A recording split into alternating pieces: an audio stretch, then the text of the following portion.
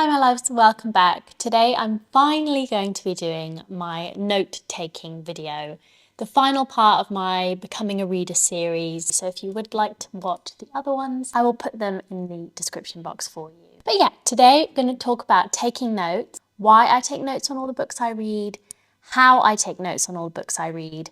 But before we begin, I want to emphasize that note-taking is an extremely personal thing.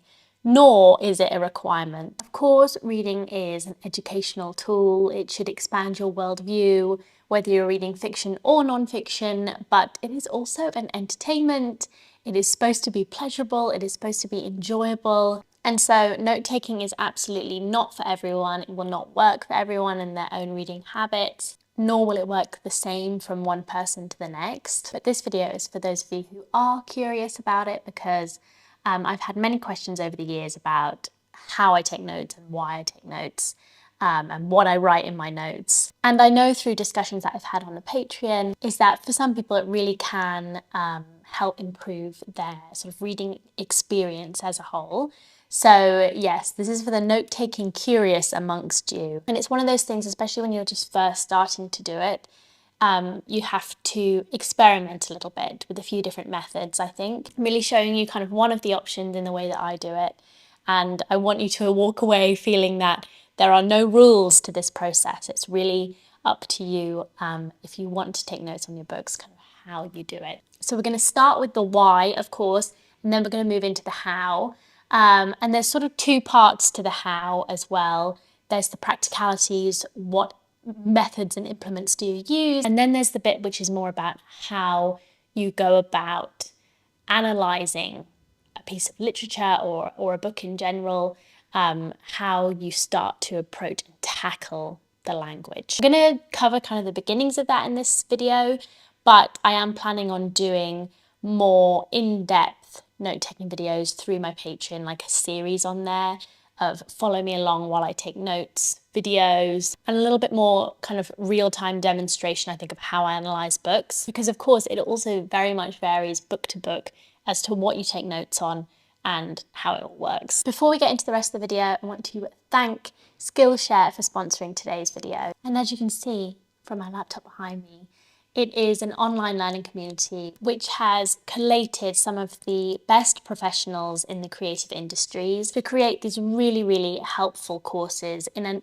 enormous range of things, both from the really creative sides of creative industries, courses about illustration, courses about graphic design, to the more businessy end of things, so thinking kind of how to up your productivity, helpful tips if you are starting a business, a creative business, courses about marketing, and all of this really, really, really helpful stuff.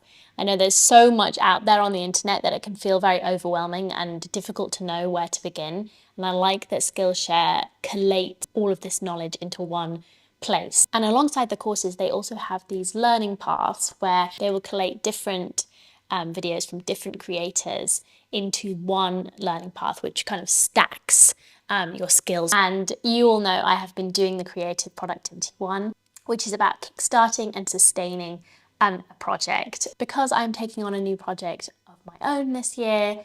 And let me tell you, it has been so useful. I just finished watching the final one in the last few days. And creativity feels like one of those things that you're just born with, or you either have it or you don't have it. But like most other skills in the world, it is like a muscle which needs flexing, it needs working to work, and the more you do it, the better you become at it. And I loved this course for giving me like actual solid tools, things I could do to help kind of foster that creativity in my mind. So you can get started today by clicking the link in the description. The first 500 people to use this link will get a 1-month free trial of Skillshare. I'm actually going to click this onto myself because I feel like I need to use both my hands for today. Into the note-taking. The first question, of course, being, why do I take notes? And again, people might have a multitude of different reasons as to why they take notes. But these are my main ones. Number one is to help me remember the books I read. I think we've all been there when we read a book and we really, really enjoy it and we love it. But 2 weeks later, you just have no idea what happened in it, let alone a year, 2 years later, and you're recommending it to people maybe in your life, but you can't really remember what happened in it. So writing notes, very simply, just helps me remember my books a lot better. Not least because, of course, I can go back and read my notes and jog my memory, but also just simply in the act of writing the notes, I think it gives me a better, it etches the book better into my mind. And this makes me feel happier. You know, when I go to recommend a book, I know more or less what happened in it. I can go back and check. Of course, you do still forget things. I definitely feel less lost than I used to. And it kind of leads on into my next point, which is that it also really helps me engage with books better. Again, for a couple of reasons. Literally, simply in the very act of writing, I am slowing down my reading. I'm not, devouring books. And again, that is completely valid. If you love to devour your books and you don't want to stop and write something down, and we will talk about that a little bit more in a minute, that is totally fair. But yeah, it really helps me to engage better with my books. A lot of my notes are just questions. I'm posing questions to myself. I'm writing down thoughts. It just gets me into the text a little bit more. It essentially starts a conversation with the book, between you and the book. The third reason I really like writing notes is it acts like a journal of sorts. It becomes a little bit like a record of your life through the books you read. Different you will have different notes and different feelings at different times. So it becomes a really nice, way to mark time and mark your life. You can always add little personal details into your notes and use it as a sort of journal. I think is a really nice way to approach the books you're reading. Number 4, of course, is a practical one. I write reviews of every book I read, something which I am thinking, do I need to be doing that? But I do. I write reviews on every book I read. And so at a practical level, having a better grip on what happens in the book, having engaged with the book a little bit more critically as I was reading it, all of these things help when it comes to me writing my reviews. So those are my reasons why, and those reasons far outweigh for me any of the drawbacks of note-taking, which again we will get into in a little bit. So how do I write notes? Plain old notebook and pen. These are my notes from about just over a year. And you can see I just write bullet points. And yeah, this is my preferred way of doing it. However, I do need to go in and scan these into a computer. So I personally find this the most useful way of doing things for me. I like to have them all in one place. So all of the books are in one, all the books you read at the same time are in one place, in one notebook. Again, it gives that sort of journal aspect as well. So, and it also is fairly streamlined. I know which notebook to go to if I'm looking for notes on a certain book. So things I've tried before and the reasons why I ended up not liking them. So I've tried putting Post-its into my books. I don't love that because of course it's not centralized. So I have to go back and find the physical book if I need to look something up. I actually have to go into the pages as well. It's just a bit scattered for me. Same thing for tabs really. And also I don't like that tabs would have to mean for me different things with each book, because I think for me personally, I would probably tab by theme rather than anything super general. And therefore with each book, the tab would be different. And of course you can write out a key in the front of your book and that absolutely works for lots of people. So, you can work out what tabs mean what in each book. But again, too decentralized for me. I want it all in one place. I want it all in my notebook. I use the Leuchtturms. Again, people use different things, but I like the Leuchtturms because I like the page thickness. They've got little index things in the beginning. You can see my indexing of what books are on what pages. They also do them in lots of cute colors. So you can have a little rainbow on your bookshelf, and I am getting there. And I also always mark them with a number. So this is number 4. They're kind of timeless as well, and they look nice on the shelf together, blah, blah, blah. Other things people like to do, obviously you can underline, but I find that's not quite enough engagement to help me remember things, engage with the book. You might want to write notes in the margins, and writing notes in the books, again, something that a lot of people do. For me personally, I find it really distracting when I see someone else's notes in a book. So for me, I always worry about whoever will get the book after me, whether my notes will be distracting to them. Also, it's a little messy for me. I'm not very precious about my books. I do like to bend the spines back. I don't mind if they get dog-eared and all this kind of stuff. but writing in them particularly just feels a step too far for me personally. And of course, some people use digital notes, writing in the Notes app on their phone. We'll get into that a little bit more because I do some of that, but I don't love picking up a device whilst I'm writing notes. So again, this is a nice compromise for me. Of course, that would be most helpful because it's like searchable. You get all the benefits of digitization. Then, you know, you can like search keywords and this kind of thing. You could have a really good system going, but I think that would be a little too much for me. You could get an even smaller one than this.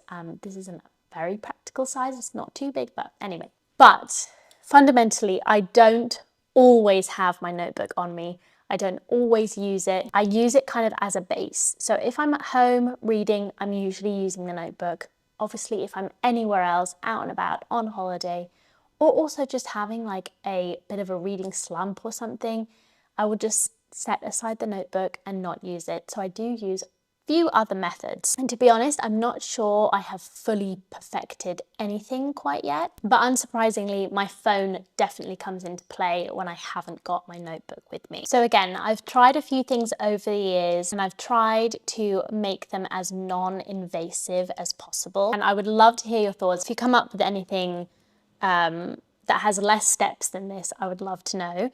So yeah, I have tried multiple methods of taking notes when I don't have my notebook with me. All of them feel a little awkward because I have to pick up my phone, which I don't love. So the classic for me would be, and the easiest one to do, is literally to just take a picture of the page.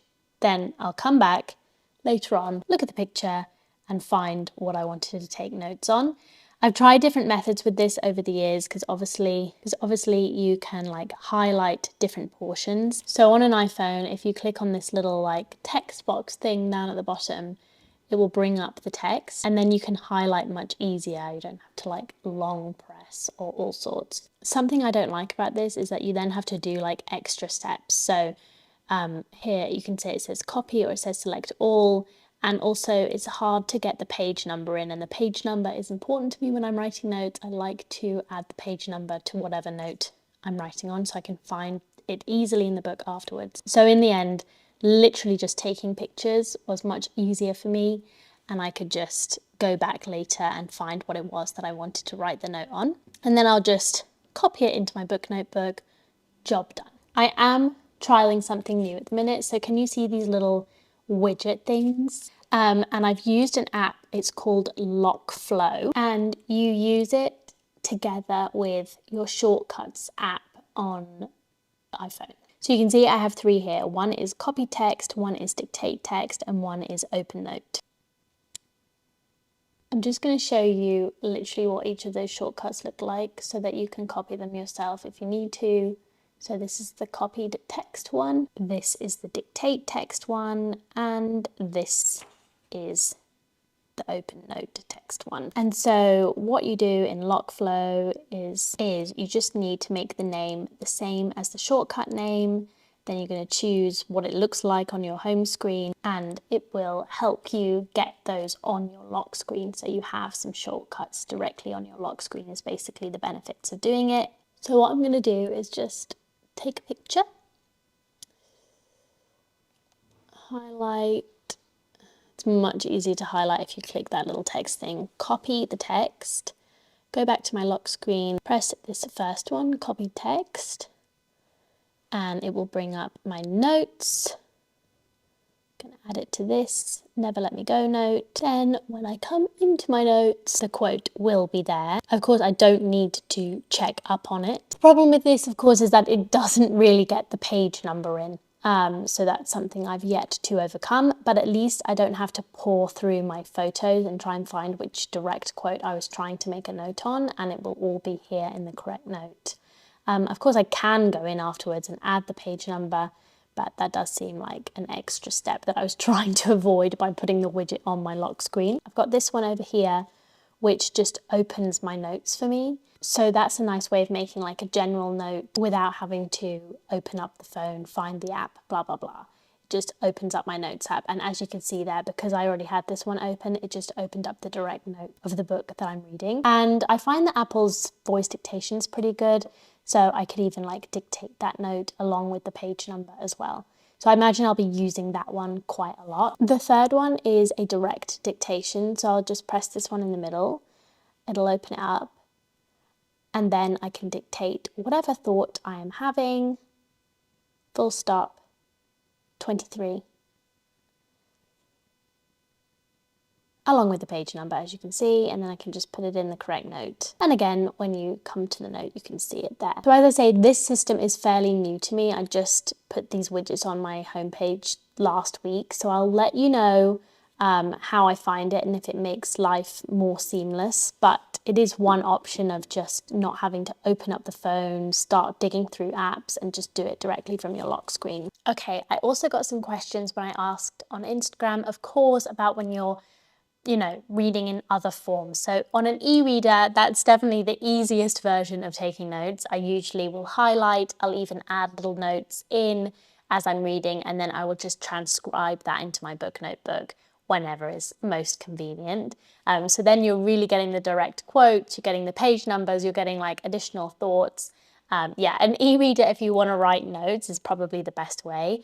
You could also, with most of them, then like email yourself your notes so you can have them just like in one long list rather than having to like fiddle about on the e-reader itself. Audiobooks is by far the most difficult, I think. And I've said before, I tend to have a little bit less of a grip on my audiobooks, and so I do choose them with that in mind. So most of them have a bookmarking tool. I think Audibles is the best, which is annoying. But yeah, you can bookmark something and it will take the last 30 seconds, like the last chunk, and just clip it for you. And then you can just go back into your clips and listen just to the clips. You don't have to go back into the book and start faffing around. So again, I will clip things or bookmark things and then go back and transcribe it into my notebook as I go. But I'm obviously just doing less notes, just something I have accepted over the years. I just don't get the same level of detail in my audiobook notes. I'll also just do that when I finish the book. I will go back and write the notes. I will write out some thoughts and feelings, round up my general ideas, as well as taking some of those specific clips. But yeah, also I'm often, listening to an audiobook whilst I'm doing something else, which you would never do when you're reading. So there's lots of layers as to why reading audiobooks, you're not going to get the same experience. Another big question I got is how to not let it distract you or take you out of the moment when you're reading. And this again is a very personal thing. And I think it's something you have to experiment with and see if you can find a nice balance. For me, I think because I've been doing it for such a long time that I don't really think about it too much, and it doesn't necessarily bring me out of the moment too much. But sometimes I do feel myself like writing too many notes, or I just feel like I'm getting distracted by the note-taking process. And in that case, as I say, I'll just put it aside. I'll use a different method, either on my phone or just sometimes actually dog-earing pages as well, then I can come back later. But it needn't detract from your reading experience. And as I said at the beginning of the video, it often helps me actually engage more with the text. And yeah, it's a practice. It might feel odd the first few times you do it, and then it might start to feel more natural, or it might never feel natural. It just may not work for you at all. Something you might want to try is like stopping at the end of chapters or a certain number of pages and writing out your thoughts. And you could have like kind of tabbed up to where you got to and write out your thoughts at the end of a section. And then you're only taking yourself out of the story when the author themselves would do. But as I'm quite closely reading texts, if I'm writing notes, I kind of really want to get stuck in and be in there, so it doesn't really tend to work for me. Another question I got was about organization and how to organize them so that you can search by theme or you can search by genre or whatever it might be. So for me, again, I keep this really simple. All I get in here is like the title, the author, maybe the publication year, maybe if we're doing it for book club or not, but I don't do much in the way of organizing in the notebook itself. And the reason why is because if I started doing all that and adding in loads of extra steps, I know I would stop doing it entirely. Like I know I need to keep it super simple. So These are good for going back and finding detailed notes, I think, you know. They're in no particular order, they're chaotic, they are stream of consciousness, basically, and there is not much in the way of organisation within the notebook itself. But when I did think again about this question, that's where I think my Airtable comes in and the other ways that I categorise and think about books. So my Airtable I don't consider part of my note-taking tools at all, but to be honest, it probably is. I've talked about it a lot. Again, I will link the vlog down below where I go into everything I do on the Airtable, and I have added to it since then. You could equally use kind of Storygraph or Goodreads for this or something like that as well. But, you know, everything's in there. So year of publication, the dates I read it, the genre. I've also started adding in keywords about the sort of book it is. So beyond genre, like, has it got a melancholy atmosphere or a reflective atmosphere, or is it more fast-paced, slow-paced? So I've added a whole section for that as well. So again, I can go into that. It's like a database, basically. I can go into that and I can filter those books. Someone says, you know, I want a melancholy western a la In the Distance, I can filter that database for those terms and I will be able to find that book and others like it. So yes, I think I do have a level of organisation, but like in a very different way.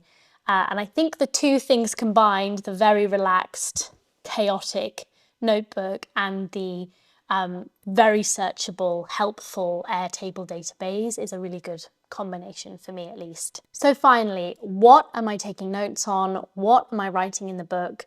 And how do you go about analysing text? But yeah, again, this is very, very personal. You could write it more journally, your just direct feelings, emotions and reactions to the book. You could write it much more obviously kind of analysing it and breaking down the language. It is totally up to you, or a spectrum somewhere in between. First of all, just like as a standard, I think questions are great.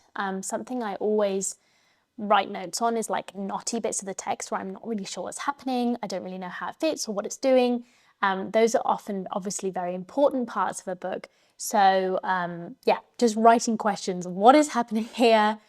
Things that don't make sense, things that are discordant, things that confuse you, I think is a really good way to start that interaction with those difficult moments. Just getting some questions down. And in general, kind of more widely, when I'm looking at a book, I'm looking at a couple of things. What is it trying to achieve, and is it achieving it? So this really has very little to do with whether I like it as a book. It's more, you know, what is the author trying to do with this book? Is it a thriller, and does it succeed as a thriller? Has the author been marketed as literary, but for me, I'm finding it lacking in depth? That kind of thing. And then, of course, the question, do I like it? And what do I like about it? And what don't I like about it? So those are the two pillars. And of course, as I'm reviewing books as well, I'm mixing between those two perspectives quite a lot, because I'll often read a book which I think is good. It achieves the aims it sets out to achieve, but it's not for me personally. Or sometimes I'll think it's not achieving the aims it sets out to, and I don't like it, so it's not working on both levels. So it also won't work for someone who likes that particular genre, that particular plot, that style, that form. Other things I think come into that category is we live in a political world, so these are very much uppermost in my mind when I'm reading. What is the subtext of this book? What is this book sneakily trying to say, or sneakily saying without overtly saying it? What is the worldview shown in this book? For example, I mean, an example from recently with The Bee Sting. On the surface, you know, it's engaging with contemporary culture in an interesting way, with themes of climate change and all sorts of stuff. But there was a very uncomfortable portrayal of an immigrant character, and it didn't take up the whole book. It's not there the whole time, but it wasn't as if it was seen through one particular lens. This character was just bad with a capital B, and it just makes me question, like, what is this book insidiously doing to my brain, or trying to do to my brain? I think those are important things too, especially with contemporary fiction, stuff that's written now, because we are living in the now. So we have a good understanding of, you know, what's going on in the world and the context. Things that you might write notes on. And again, this is the kind of thing I'll probably be going into a little bit more depth in other note-taking videos. So plot points, just as I say, for memory purposes, plot points is helpful, and it's also like a good way of getting into writing notes. Just write down like what happens in basic terms. Characters, particularly their introduction and description. So the introduction of a character is obviously is an important moment in a book because it gives you the context for how you're supposed to see them the rest of the time. Turning points and key moments. There's often in a novel, obviously novels are different from, when you're at school, it's much, well, I don't know if it's universal, but I found it much easier to engage instantly with a poem because it's more alien in some ways. And you know that everything is there for a particular reason, and novels are much longer. Obviously, I read predominantly fiction. They're longer, it's harder sometimes to know how to analyse them. But there's often these key moments in books, and that can be like a good thing to write a few notes on. So narration style and POV or point of view. So is it first person, i.e. is it a character directly telling you their story or a story? Is it second person? Is it addressing you? Or is it third person, which, or has it got this omniscient narrator who seems to know everything and is talking about the characters from a remove? With the first person, are they an unreliable narrator? Is there something kind of off about the narration? Or do they seem like stable, almost a third person narration, but not quite? You are from one particular point of view. Do we get dreams? Do we kind of go all over the place, or are we following a timeline from start to finish? All of that are things to think about and things that you can write notes on. Genre, of course, is an important one. Does it stay within the genre it's marketed as? Is the author experimenting with the genre? Are they pushing the boundaries? Are they very much within the genre? What tropes are they using of the genre that they're in?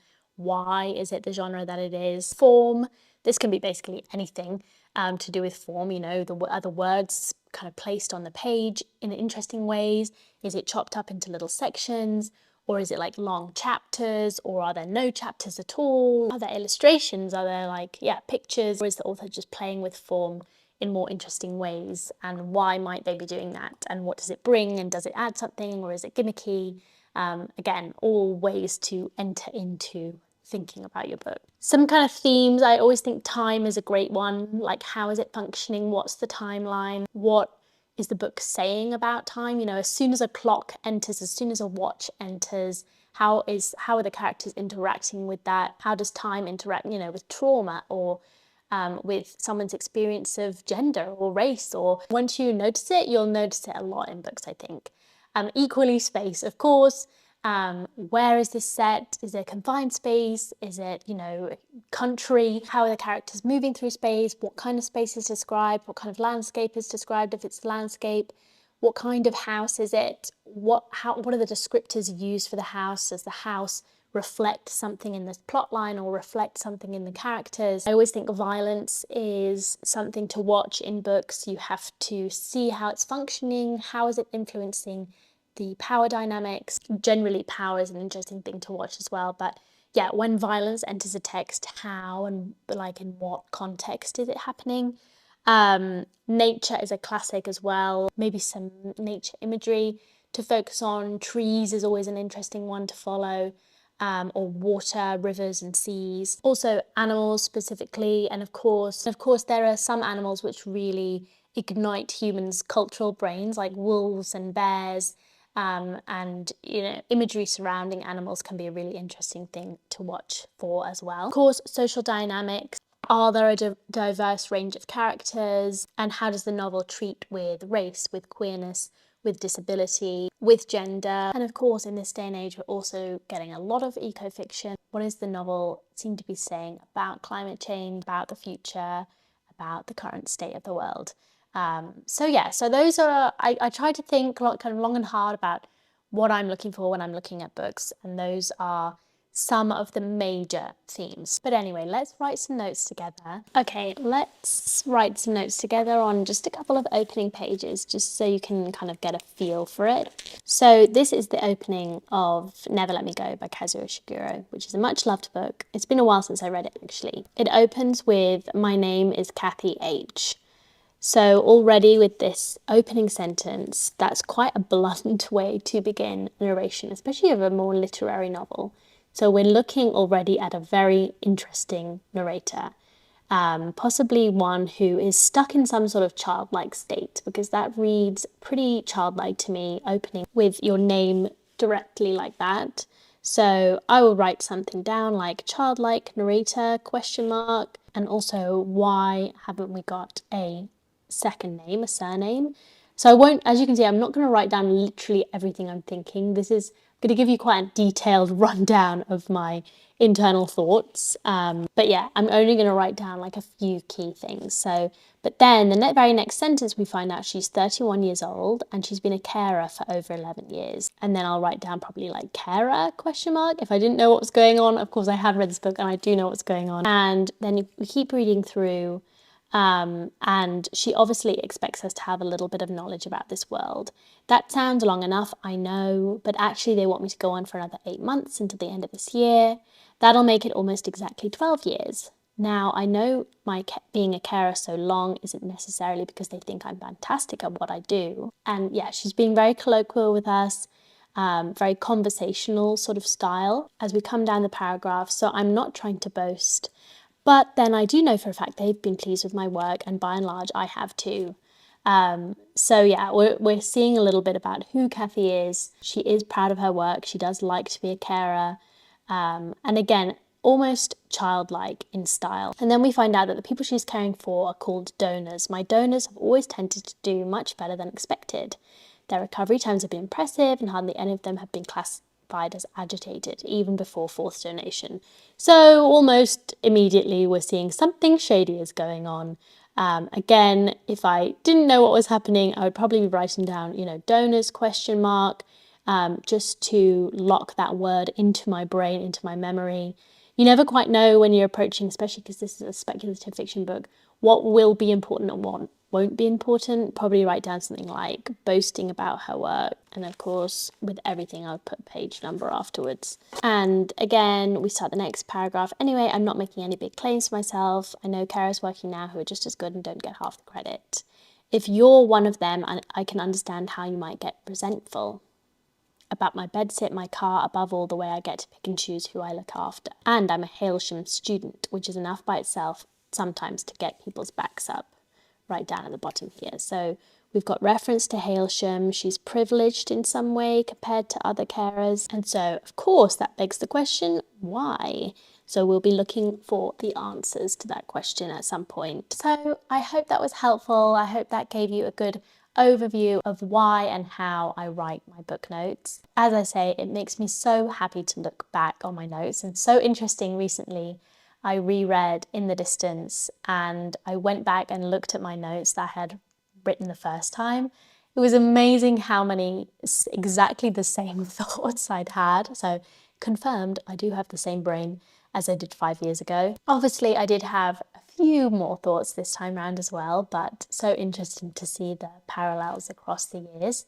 And yeah, it makes me happy to see my notebooks, and I do need to digitize them, just literally just scan them in just in case. Thank you so much for watching today. Don't forget that the first 500 people to use the link in the description will get a free month's trial of Skillshare. I'll see you all again very soon.